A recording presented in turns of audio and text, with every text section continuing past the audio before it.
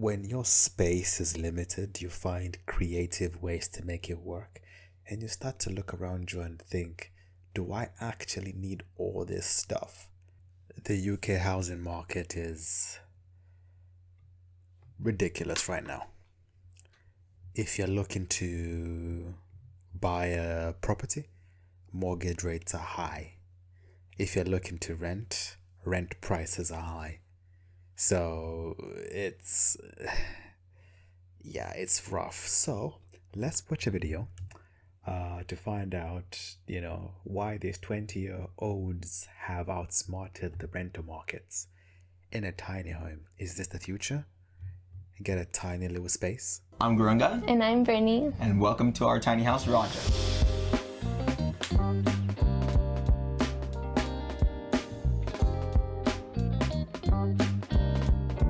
Raja was actually originally an Airbnb that we modified to make it into a full-time living tiny home.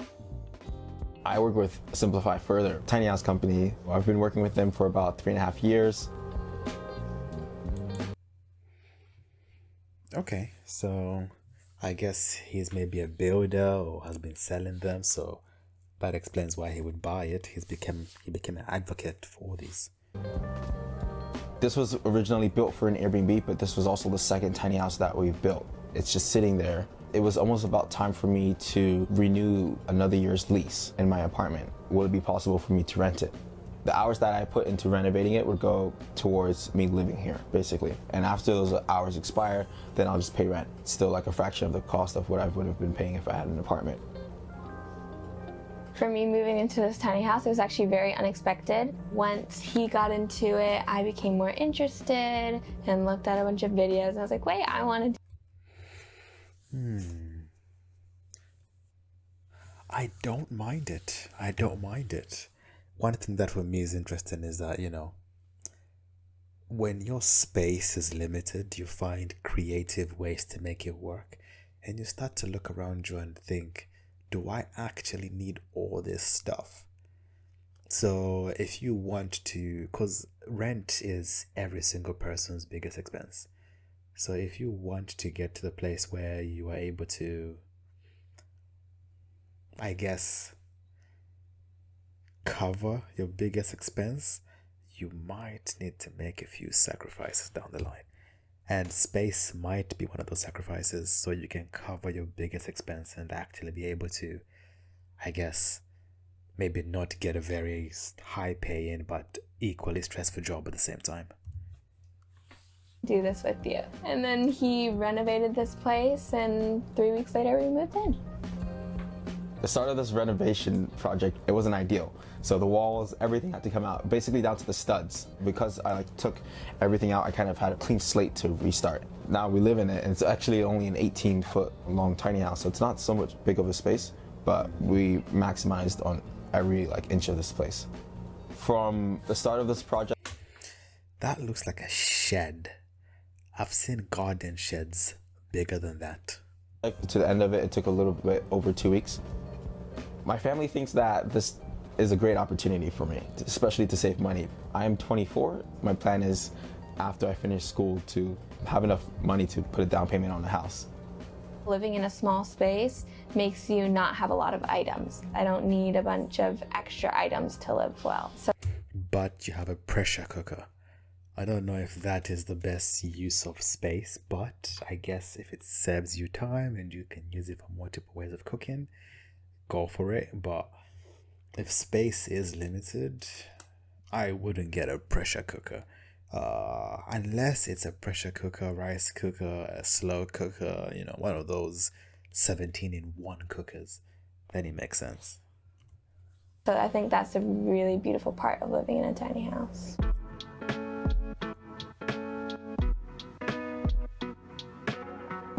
Welcome to the outside of Raja. This is our 18-foot tiny home. It's also 8 feet.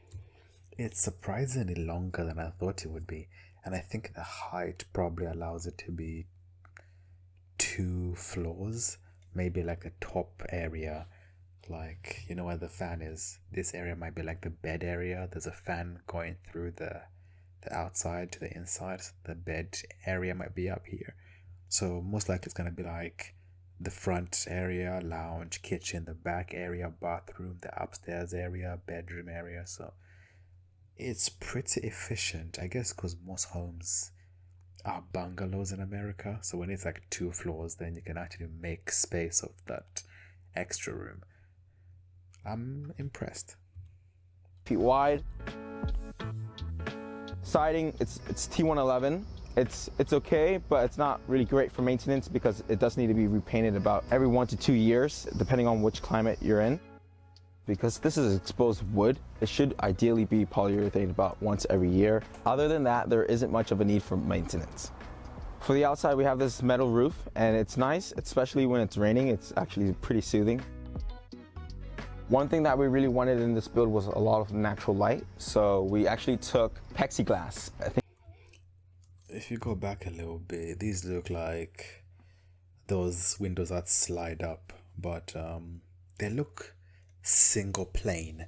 So here in the UK, we have double glazing because it's cold and it rains a lot and it's freezing and our winters are cold and our summers are cold.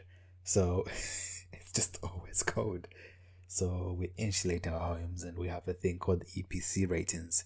So when you're looking to buy a house or rent a home, you see, what is the energy efficiency rating, basically. So if you go like an A, it means like it has insulation in the walls, in the floors, it's got solar panels. If it's a B, it means that it traps a lot of heat in, so that means your energy cost is low.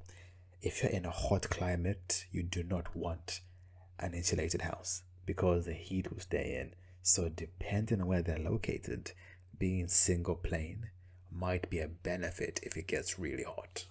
really wanted in this build was a lot of natural light, so we actually took plexiglass. I think it spans about almost 7 feet wide. This array of windows up in the loft. It's actually really interesting. All of this, I wanted to make sure that something amazing. And the fridge, it's a slightly bigger one than that was originally in here when this was an Airbnb. We'd probably only use half of the space.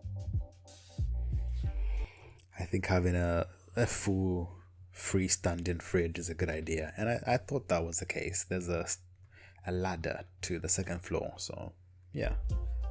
When I was reconstructing all of this, I wanted to make sure that I maximized on everything, so I thought, what about if I use this wall as a spice rack? It gives us enough space to cook, and it's just far enough from the stove where nothing melts. So yeah, it worked out perfectly.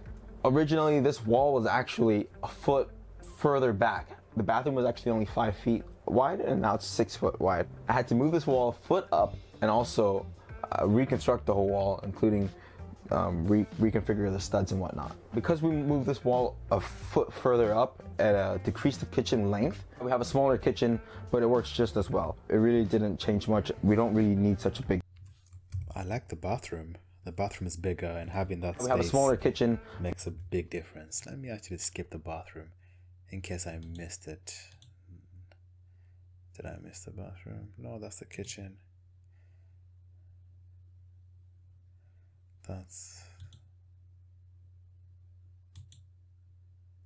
There we go.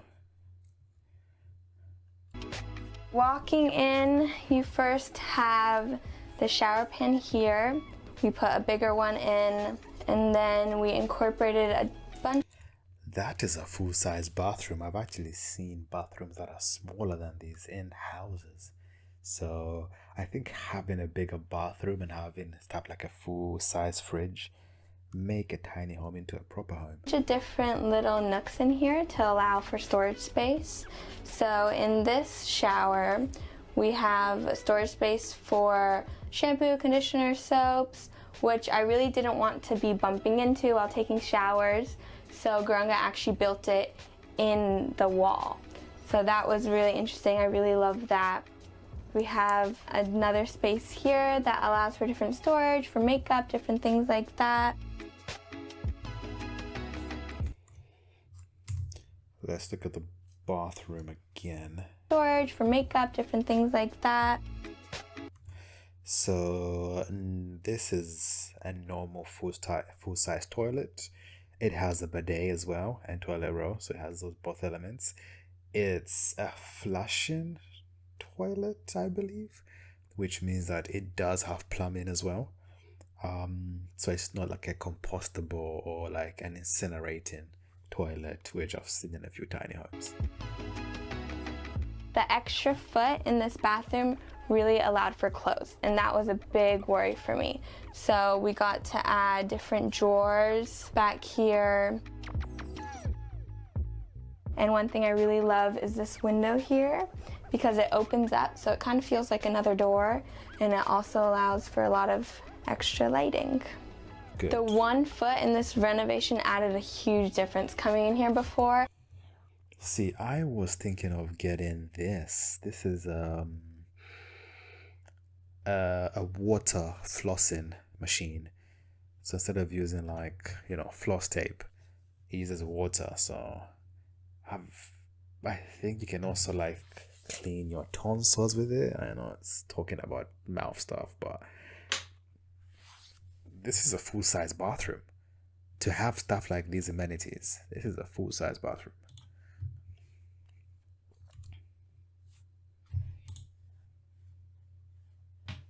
I felt like I could hardly move around. It just felt squished. I didn't have enough storage. And so that extra foot, honestly, this is one of my favorite parts of the house. I sometimes come in and sit on the floor and do my homework when we have a bunch of people here.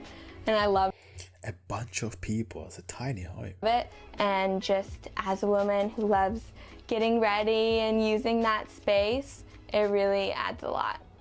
All right, now let's go look at the bedroom.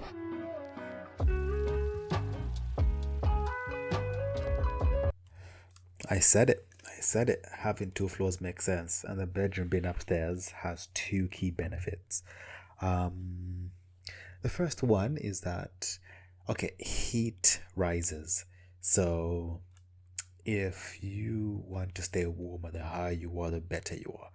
But also the air conditioning the vent is next to the headboard, next to the bed.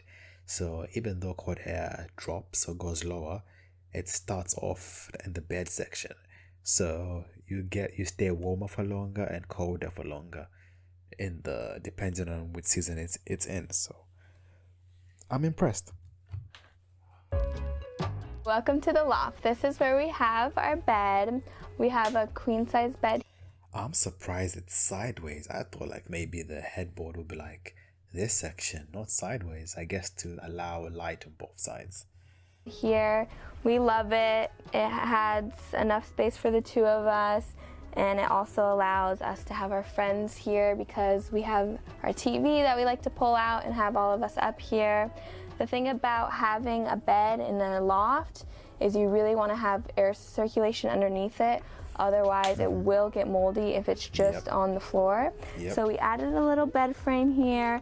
It just lifts it up a bit, and then it adds circulation to get rid of that mold problem. Thankfully, we have a higher ceiling, so lifting the bed wasn't a problem for us. Making the bed for me isn't a problem. I don't hit my head or I'm not struggling because of that height. I really love it. The lighting is something that's really important just to add that coziness. Yeah, the lighting is very orange. See, blue lighting for interior lighting is terrible for your eyes, and the atmosphere isn't that good. So I get it. Got these curtains. I keep them closed mostly so that the light doesn't add heat up here, but they're thin, so it still has that natural light. Up here we also have some storage, which more clothes for me because you never have enough clothes. Of course, but let's end this here. This is smart, especially in your early 20s when you're still trying to figure your life out a little bit. You haven't accumulated 1,000 things yet. And if you have, you can still get storage and put them there. But this is a really great idea. Get a tiny home, save the money, if you can survive a year or 2 in the tiny home, right? That can save you enough money to get a down payment for a proper house you wanted to. So I don't see anything wrong with it. But what do you guys think? Would you ever guys get a tiny home just to, potentially consider saving up to buy a proper home? But yeah, like, comment, subscribe. Peace.